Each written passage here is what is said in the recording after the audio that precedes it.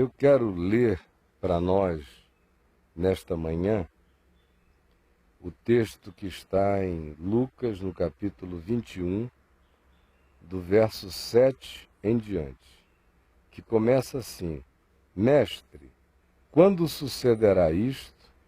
E que sinal haverá de quando estas coisas estiverem para se cumprir? Esta é a pergunta que os discípulos fizeram a Jesus. Na resposta que você vê Jesus dando aqui em Lucas, se você ler na sequência, até o verso 28, você vai ver que Jesus não usa um método de descrição cronologicamente consequente. Ele diz: haverá isto, isto, isto. Antes, porém, de tudo isto, haverá isto, isto, isto. Antes, porém, de todas estas coisas, porque o fim não será logo, haverá isto, isto, isto. Aí ele vai descrevendo coisas. E eu, para poupar você disso, já vou ler na sequência que elimina esses antes, depois e botando tudo na sequência. A pergunta é essa: Mestre, quando é que sucederá isto? Destruição do templo de Jerusalém e a tua vinda. Quando sucederá isto? A destruição do templo de Jerusalém. E a segunda pergunta: e que sinal haverá de quando estas coisas estiverem para se cumprir? E na versão de Mateus se diz explicitamente: quando será o sinal da tua vinda? Aí Jesus responde a eles na sequência lógica que eu vou agora organizar para você, na sequência histórica, que começaria no verso 12, dizendo: lançarão mão de vós e vos perseguirão. Ele estava se referindo àquela geração de discípulos e apóstolos e o que viria depois deles. Entregando-vos às sinagogas, que foi literalmente o que aconteceu, e aos cárceres também. Houve perseguição de judeus contra cristãos e houve perseguição no mundo inteiro. Paulo e tantos outros são um exemplo disso. E na época dos Césares, especialmente até Domiciano, já aí por volta do final do primeiro século, início do segundo século, foi uma barbaridade. Lançarão vocês nos cárceres, levando-vos à presença de reis e governadores por causa do meu nome, que foi exatamente o que se cumpriu. E isto vos acontecerá para que deis testemunho a todos. Assentai, pois, em vossos corações, de não vos preocupardes com o que haveis de responder, porque eu vos darei boca e sabedoria, a que não poderão resistir nem contradizer todos quantos se vos opuserem. E sereis entregues por vossos pais, irmãos, parentes e amigos, e matarão alguns de vós.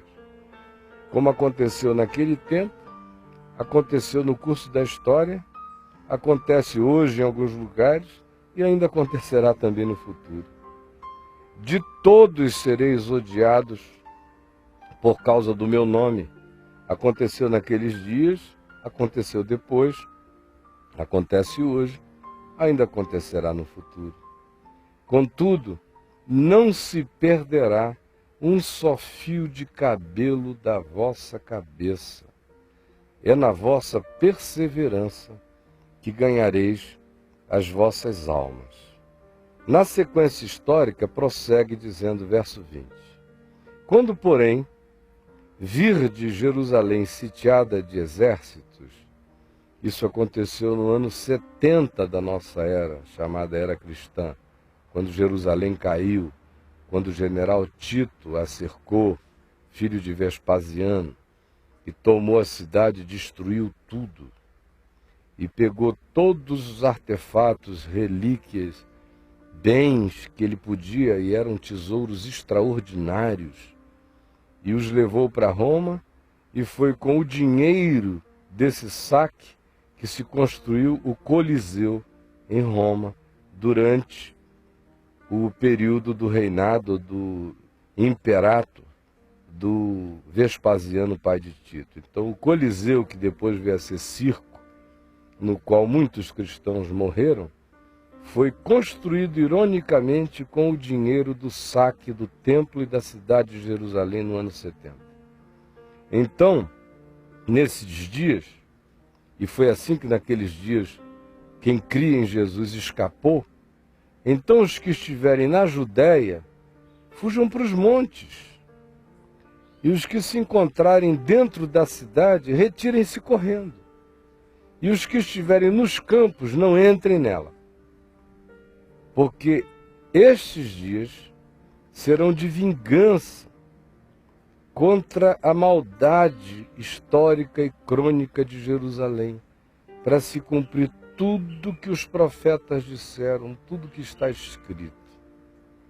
Naqueles dias, ai das que estiverem grávidas e das que amamentarem, porque haverá grande aflição na terra, e os judeus sabem e conheceram essa aflição por quase 2000 anos, e provaram, espalhados pelo mundo inteiro, ira contra eles, contra aquele povo. O clímax foi o Holocausto nazista. Verso 24 prossegue dizendo sobre os judeus ainda, sobre essa dispersão. Veja como na profecia, em alguns versículos se cobre um período de centenas e centenas de anos. Porque toda a dispersão dos judeus, que durou 1900 anos, cabe nessa descrição de Jesus. Jerusalém vai cair, o que vai acontecer é isso, e haverá ira contra esse povo. Onde eles forem, eles vão provar ira. Cairão ao fio da espada, e serão levados cativos para todas as nações, o que virtualmente aconteceu. E só em 1948, depois do Holocausto, depois que o mundo se sentiu culpado por tanta barbárie contra eles, é que deram a permissão para que voltassem para sua terra e tentassem se reorganizar outra vez como nação, na terra que fora dos seus pais por quase 3000 anos. E até que o tempo dos gentios, o tempo planetário de pregação do Evangelho no mundo, se complete, até esses dias, Jerusalém vai estar sempre pisada por pés diferentes, nunca será um lugar de paz, diz aqui Jesus. Olha só como você não precisa de Nostradamus para ver a clareza da história, sem quadras mágicas, sem que fique aberto para qualquer interpretação. Está aqui dito. Agora, também seguindo a sequência histórica, a gente sai do verso 24 e vem para o verso 8, quando Jesus diz: vede que não sejais enganados. Durante esse período, enquanto tudo isso acontecia com cristãos, acontecia com judeus, e Jerusalém é o centro dessa história inteira, enquanto essa história, esse processo acontece, Jesus disse: vede que não sejais enganados, porque virão muitos em meu nome, muitos, dizendo: sou eu sou o cara, eu sou o Messias. E também dizendo: chegou a hora, marcando o dia, marcando a hora, fazendo previsões tipo, em 2012 o mundo vai acabar. Jesus disse: não os sigais. Quando ouvirdes falar de guerras e revoluções, que elas aconteceram a vida inteira, mas é indubitável que da Revolução Francesa para cá, nós entramos no período das guerras e das revoluções. Quando ouvirdes falar disso, quem estiver vivo nesta época, não fique assustado. Pois é necessário que primeiro haja muitas guerras e revoluções no processo histórico. Mas saibam, o fim ainda não será logo. Ainda vai passar muito mais tempo. Então lhes disse, prestem atenção neste sinal. Levantar-se-á nação contra nação e reino contra reino. O que no mundo passado havia às vezes, mas sempre na perspectiva acachapante, porque tinha um império tão poderoso que destruía tudo. Tenha sido no passado o egípcio, tenha sido o babilônio, tenha sido o medo-persa, tenha sido o dos persas sozinhos na época de Dario e de Xerxes, Artaxerxes, tenha sido o império de Alexandre o Grande, depois dos gregos com a helenização, tenha sido o Império Romano, que durou tantos anos. Qualquer que tenha sido o período, nunca houve esse enfrentamento de nação contra nação, reino contra reino, como a gente veio a assistir já no final do século XIX, os primeiros levantes, e no início do século XX, as primeiras materializações globais do cumprimento dessa profecia, quando nós mesmos demos o nome da Primeira Guerra Mundial de Primeira Guerra Mundial, porque foi nação contra nação, reino contra reino. Na Segunda Guerra Mundial, o escopo da cobertura foi mais global ainda. Conflitos e bandas da Terra lutando contra outras bandas da Terra, divisões planetárias. E haverá grandes terremotos. Aí alguém diz, sempre houve terremotos no mundo. É claro. Agora, consulte qualquer sismólogo do planeta e ele vai lhe dizer que os terremotos vão dobrando e se multiplicando e vão crescendo em perspectiva exponencial, de tal modo que no século XX nós tivemos mais terremotos do que tudo que se registrou de terremotos na história passada. E nesse iniciozinho de século XXI, nós já tivemos mais terremotos, proporcionalmente, do que no século XX todo para trás. É uma atividade crescente, placas tectônicas gemendo, a Terra em angústia. A gravidez do planeta se manifesta por esses terremotos. Jesus disse que haverá epidemias, grandes pragas, que matariam milhões. E também fome em vários lugares, não em todos os lugares, mas a terra vai ficar marcada por sombras de fome horrorosa. E também ele disse, por coisas espantosas, por coisas inexplicáveis, por fenômenos para além da compreensão, como a gente vê acontecendo no planeta 3x2, só os governos é que negam manifestações nos céus, que se convencionou chamar de objetos voadores não identificados e que são manifestações de principados e potestades espirituais, mostrando, denunciando e sintomatizando o fato de que nós estamos chegando num tempo sem volta. E além disso ele disse, haverá também grandes sinais do céu. Fenômenos espantosos, e ele associou esses fenômenos a grandes sinais do céu. Aí a gente dá um salto e vem para o verso 25. Ele nos deixa no verso 11 falando de grandes sinais do céu, de coisas espantosas, fenomenologias incompreensíveis.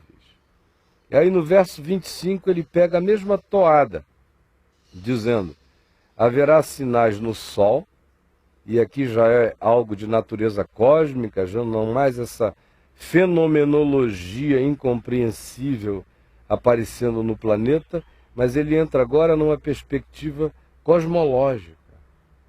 Haverá sinais no sol.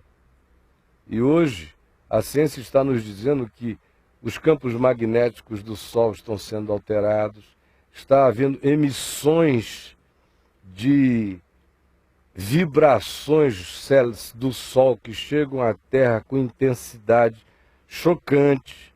A perspectiva é que isso aumente. O Sol está explodindo radiações em intensidades poderosas. Haverá sinais na Lua, como decorrência do que aconteça no Sol, é claro. E nas estrelas, que para a antiguidade era qualquer corpo celeste. O que Jesus está dizendo é que haverá uma atividade de muita massa meteórica, muita ameaça no planeta. E vai chegar o tempo, como diz o Apocalipse, em que cairão pedras do céu sobre a terra. E não são chuvinhas de granizo. Sobre a terra, ele diz, o que vai acontecer entre os homens neste tempo será angústia entre as nações, em perplexidade por causa do bramido do mar e das ondas. Você vê as notícias, os telejornais, não assista ao Fantástico, por exemplo. Não existe um único show deles aonde não se mostre o que está acontecendo na terra, nos mares, os perigos, todos os encontros de cientistas e ambientalistas. De 92 para cá, o tema é esse. Naquele tempo eles diziam daqui a 200 anos, aí baixaram para daqui a 120, depois para 80, depois para 60. Agora já tem gente falando, se continuar assim, com a temperatura da Terra subindo, se a gente subir mais 3 graus de temperatura, isso é fácil, considerando o processo exponencial do aquecimento global e a lentidão da gente, os mares vão subir metros e metros e metros. Eu tenho uma notícia a lhe dar. Se o nível dos mares subisse, por exemplo, 2 metros, o litoral brasileiro inteiro acabaria, praticamente quase todo o litoral do mundo. E com 3 graus de acrescimento, a perspectiva de subida é de 6 metros, meu querido. A Terra será outra, outro planeta. E Jesus diz aqui, nesses dias, os homens desmaiarão em perplexidade. A terra toda estará em angústia, as nações em perplexidade por causa do bramido do mar e das ondas. É interessante que ele diz as nações, porque todas as nações da terra estarão angustiadas, porque esse é um fenômeno que cobrirá a terra inteira, afetará cada nação do planeta. Até aquelas que não têm fronteira com o mar, porque o mar é fundamental para alimentar a vida no planeta. Se uma coisa dessa acontece, veja agora, o que está acontecendo na Líbia, já subiu o barril de petróleo, e é uma merreca, perto do que está sendo descrito. Nós não temos noção de para onde o mundo está caminhando, porque nós somos ignorantes das palavras de Jesus. Gostamos muito de um Nostradamus, porque dá margem para a gente ficar brincando de profecia. Agora, aquilo que como profecia não dá margem para interpretação, porque é explícita como a explicitude, a gente não quer levar a sério, está tudo dito aqui. E Jesus disse, haverá homens nesse tempo que desmaiarão de terror pela expectativa das coisas que sobrevirão ao mundo. A doença universal será o pânico, o medo. E quem tem dúvida de que a doença deste século já é o pânico? A gente já vê crianças de 7, 8 anos com síndrome do pânico. E esse negócio vai crescer tanto que vai chegar uma hora, eu não sei, daqui a 10, 15, 20 anos, em que haverá um surto mundial de gente andando pela rua e desmaiando de medo. De medo, de pânico. É para aí que nós estamos caminhando, ninguém tenha dúvida. Haverá homens que desmaiarão de terror pela expectativa das coisas que sobrevirão ao mundo, pois os poderes dos céus serão abalados. Numa linguagem atual, pois haverá uma desconstrução sistêmica de toda a ordem natural estabelecida. Então, quando se chegar nesse tempo, tempo ao qual o livro do Apocalipse agrega uma série de descrições de fenômeno global, extraordinários, e quem não entende é só quem não deseja entender. Então, nesse tempo, se verá o Filho do Homem, Jesus, vindo numa nuvem, com poder e grande glória. Aí Jesus diz para nós que somos os seus discípulos, tanto quanto disse àqueles que fizeram esta pergunta a ele, que suscitou tal resposta. Ora, ao começarem estas coisas a suceder, exultai e erguei as vossas cabeças, porque a vossa redenção se aproxima. Meus queridos amigos, nesta manhã, conquanto eu saiba que eu estou também sendo assistido no mundo inteiro, através da Vem VTV, eu quero falar especificamente com aqueles que me veem em Brasília, particularmente com aqueles que me veem na TV Brasília, na manhã de domingo, conversando o Evangelho aqui nesta cidade. É com você que eu estou falando principalmente agora, porque eu não quero pregar sobre isso, eu não quero atrapalhar o que Jesus disse. O que Jesus nos disse está aqui para ser confirmado por jornais, por boletins sismológicos, por boletins de natureza ecológica, por qualquer que seja a avaliação sociopolítica, por qualquer que seja a observação, por mais superficial que seja, do que esteja acontecendo no planeta hoje. Está tudo impresso no Jornal da Manhã, circula na internet. Nós estamos invadidos de profecias. E parece que o inconsciente coletivo da humanidade está lotado disso. Sabe por quê? Você que, por exemplo, tem TV a cabo em casa, veja dos programas a cabo quantos deles não falam sobre esse fenômeno. Fim de mundo, Armagedon, últimos dias, o sexto dia, o juízo final. Pelo amor de Deus, todo ano são lançamentos e lançamentos. Você pega um canal como o Discovery Channel, que era dedicado a mostrar para a gente as coisas interessantes do planeta. Hoje em dia o Discovery Channel já não trabalha mais com essas categorias, ele está mostrando as coisas inexplicáveis, misteriosas, que acontecem no planeta todo o tempo e a ciência não tem resposta para elas. Você vê um canal como o History Channel, que deveria se dedicar à história. História é o que historicamente é mensurável. Você assista a programação de um canal como o Discovery Channel e você vai descobrir que aproximadamente 50% ou mais da programação está dedicada à escatologia, ao que vai acontecer, ao que pode acontecer à Terra. Ligue o Nat Geo, National Geographic Channel, que existe como fundação há 100 e tantos anos na Inglaterra, como canal de instrução, é o mais antigo de todos. Veja a quantidade de tempo que eles gastam na grade da programação hoje em dia, dedicada à descrição e aos perigos dessa fenomenologia e à aproximação inexorável da humanidade na direção dessa hora. Os grandes profetas deste momento não são aqueles que fecham os olhos e dizem assim diz o Senhor. São aqueles que estão pesquisando os fenômenos naturais e dizendo tem um negócio horrível acontecendo na Terra. O que eu quero dizer a você é apenas uma coisa.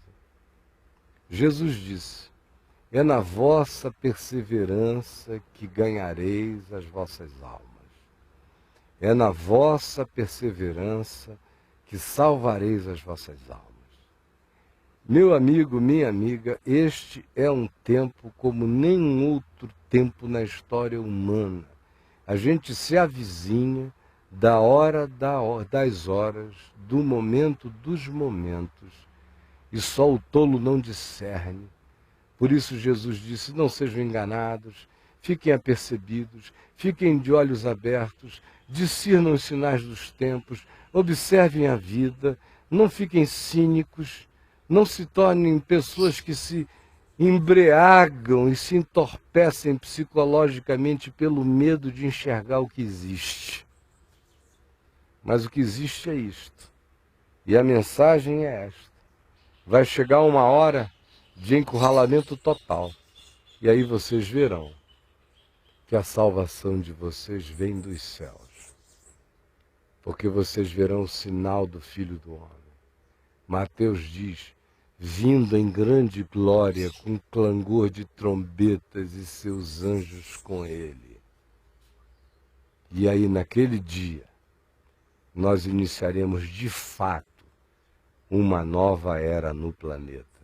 Não essas erinhas de brincadeira que estão por aí, que parecem mais era de parede e não era de aeon. Você me ouviu? O tempo todo você viu passando aqui o endereço do meu site. Se você quer continuar ouvindo o Evangelho hoje, eu quero que você vá no meu site, clique lá, na página principal em destaques, você vai ver o endereço da reunião de hoje, domingo, às 19 horas. E eu não divulgo publicamente, porque eu só quero que venham os que de fato queiram vir. Esta é a minha palavra a você que mora em Brasília e que estará me assistindo domingo de manhã. Meu convite é para você hoje, domingo, quando você estiver me assistindo. Venha às 19 horas continuar a ouvir este Evangelho, que não tem mandingas, que não carrega mágicas, que não é nostradâmico, é de Jesus, é explícito e claro como a luz. Eu espero que você venha, em nome do Senhor Jesus.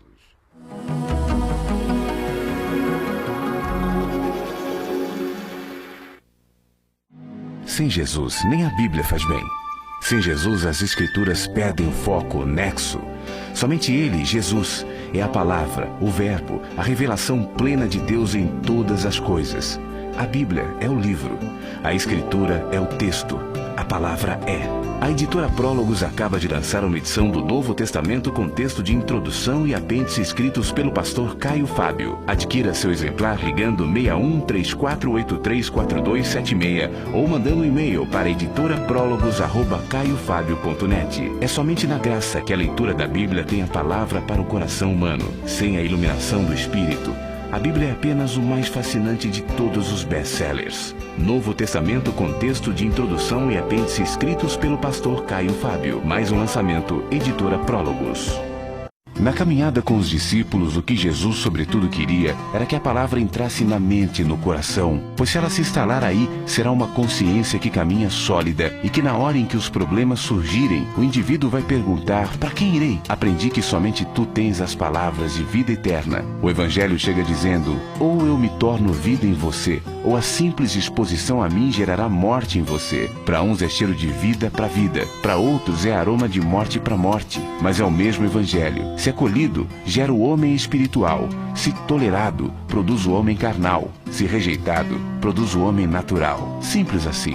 Esse é um trecho do livro O Caminho do Discípulo do pastor Caio Fábio, que você adquire na editora Prólogos, no 6134834276 ou no editoraprólogos@caiofabio.net.